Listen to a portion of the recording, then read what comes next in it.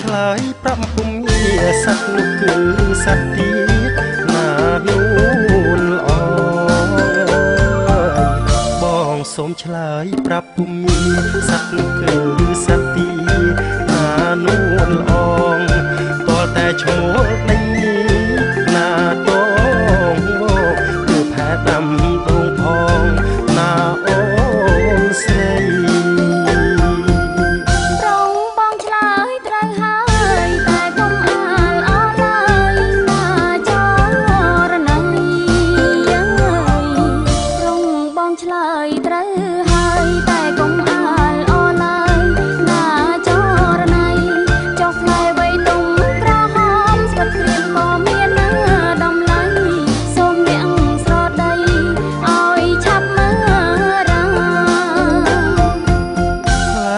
ហៅផ្លែទន្លាប់ព្រាមសូមឆ្លើយប្រាប់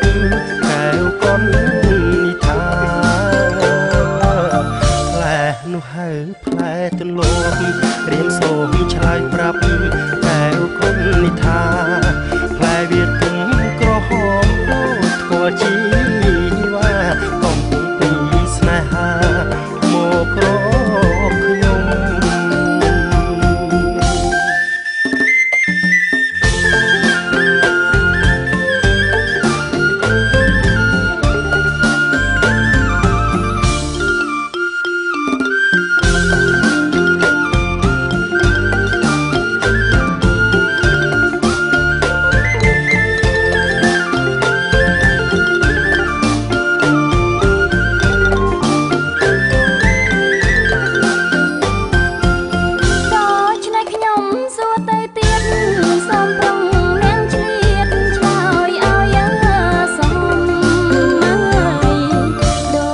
ខ្ញុំ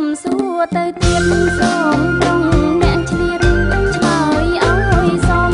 ផ្លែវៃដងតងតែមួយឆ្លើយប្រាប់មើលខ្ញុំឆ្លើយប្រាប់ឲ្យសមកុំដឹងផ្ដាំផ្លែនោះគឺផ្លែចេ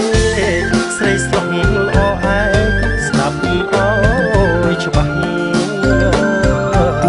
ផ្លែនោះគឺផ្លែចេកស្រីស្រស់ល្អឯងស្ដាប់ឲ្យច្បាស់អូនចូលចិត្តចេកឬបានខឹងសួរណាស់បើចូលចិត្តប្រាប់ឲ្យច្បាស់បងរកឲ្យស្រីបានចង់អ្វីទៅព្រាននារីពាក្យនឹងមកពីទីណាប្រងប្រាណចង់អ្វីទៅព្រាននារីពាក្យនឹងមកពីទីណាប្រងប្រាណសូមនាងលោកដីឆ្លើយឲ្យបានបើអ្នកឆ្លើយមិនបានកុំរត់ធ្ងន់នៅផែនដីទៀងថាព្រាននារី